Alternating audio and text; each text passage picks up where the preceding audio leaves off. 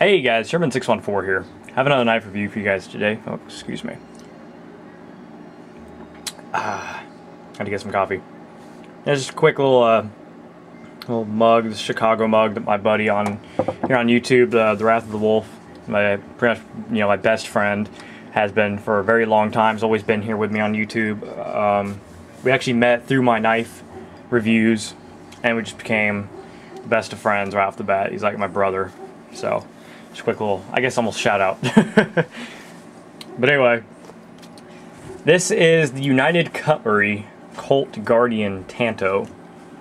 Now this is not my knife. This knife is on loan from my brother-in-law. Same one who gave me the Spyderco bug.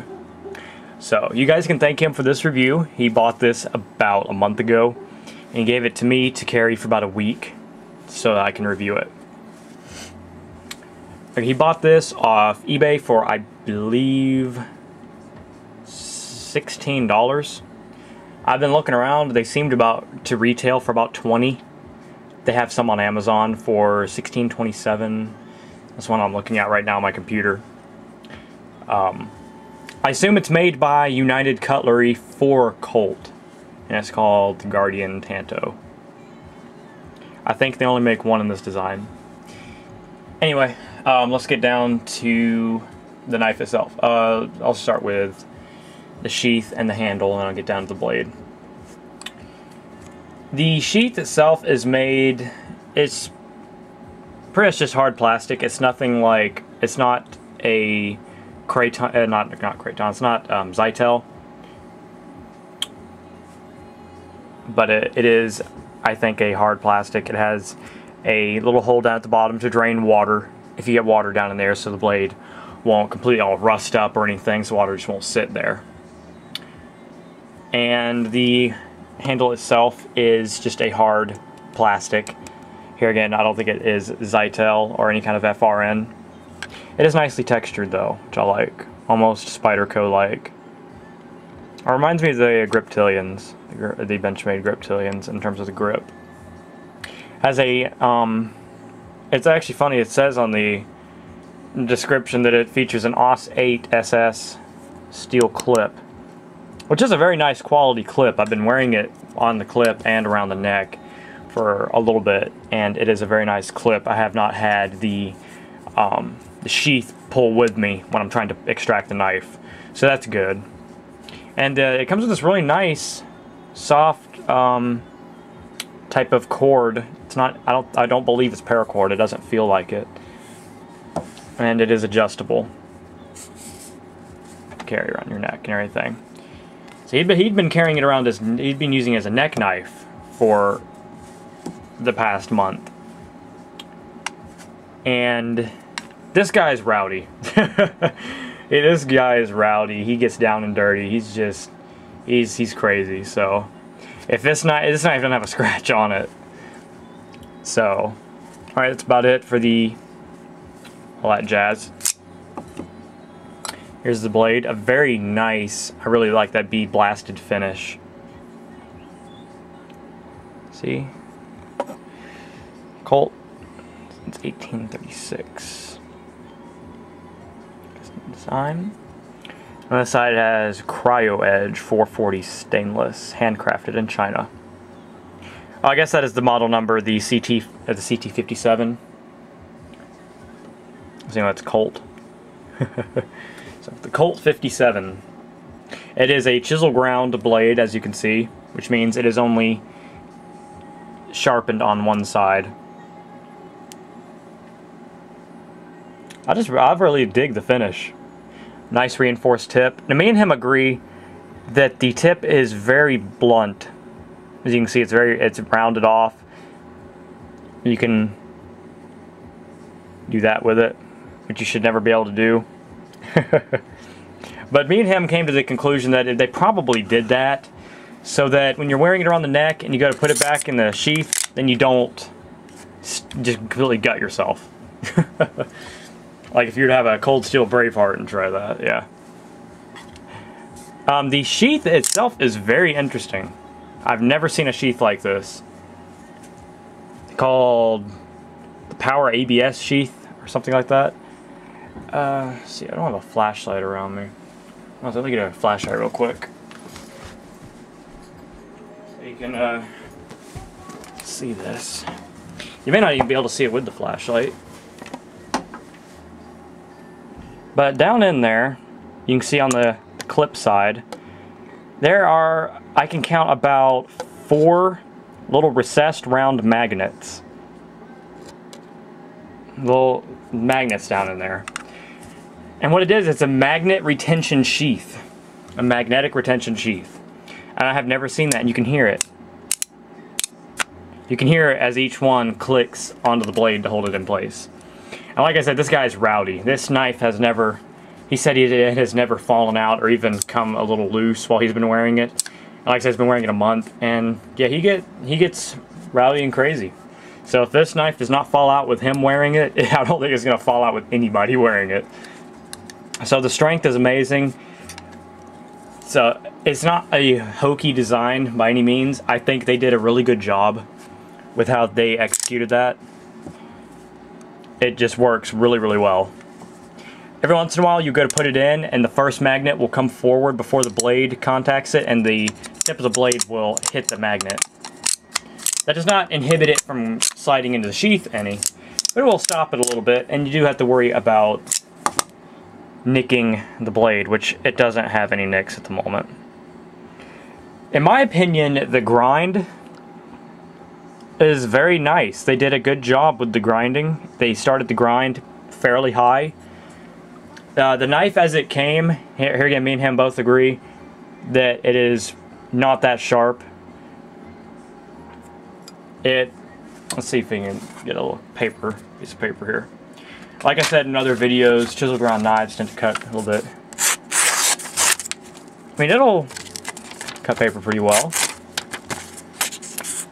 But yeah, but it does not come crazy sharp, if that's what you're expecting. But that's okay. I mean, you're getting a $16 fixed blade. A very nicely made fixed blade. So I mean, guys, you cannot complain about, oh, it's 440 stainless. You know, you can't complain. You're getting a $17 knife here. Fixed blade. So you cannot complain about the edge or the steel, because you should pretty much already, you know, expect that going into it. But with the grind being like that and it being 440, I definitely think, I'm not going to do it because it's not my knife, but he could definitely put this on a stone, like on one of my, like my Lansky sharpening system, or a Spyderco sharp maker, or just a regular bench stone. And I think that he can get a really adequate edge with this knife, including you guys, if you have this knife or planning on buying one. I think you can personally get a very, very adequate edge out of this. Hair shaving, maybe not, but you might be surprised. It's 440. A lot of companies get 440 right, but it all comes down to the heat treatment. As Mantis knives say on their profile, the steel is the heart of the knife, the heat treat is the soul. And that is absolutely true. You could have S30V steel and a company could screw up the heat treatment and it'll be as crappy as 420. So, and then a lot of companies get 420 right. Kershaw uses 420 a lot of their knives, and they are absolutely scary hair shaving sharp. So, edge retention wise, I don't know. I've never put my Kershaws through hard use. But you could definitely put an adequate edge on this knife. It does have a finger choil right here. If you had to choke up on the blade that much, if you have smallish fingers, then you could. I personally would not advise that because it wouldn't take much for your finger to slip forward. It has a nice flared out finger guards here. They're nicely flared out on both sides. The handle to blade ratio is a little off in my opinion in terms of the length. Like the handle is a little bit shorter than the blade, which, let's get a measurement here. The blade is about 4 1/4 inches long, and the handle is about, at the highest angle right here, starting from that part of the finger choil, it is also 4 1/4. Starting up here, down here it's about 3 3/4. So it is a smallish handle in my opinion. It's got some nice texturing up here. They're not very rough because this is a slippery, I'd say, kind of a plastic handle. And it does have the nice texturing here though. So that I like. Here again, it's got the nice little finger choil right here. Jimped portions. It's nicely contoured. The ergonomics are pretty good on this knife, I'd say. I like that. I like how it feels in the hand. Ergos are good.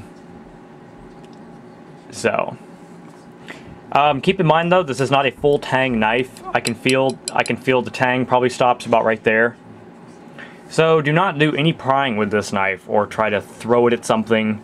This is strictly a last ditch self-defense knife. I could not, I mean, you know, you could put this through some everyday like EDC use. I personally don't see the point of using a fixed blade as an EDC knife. A lot of people do it. I'm just not that big into it. That's just my personal preference. This is a last ditch knife, pretty much, slash, you know, combat knife. So, I'm a fan of the Tantos. I believe that's the only style these come in. It has a nice little swedge down here, up here to reinforce that tip, which you could get sharper.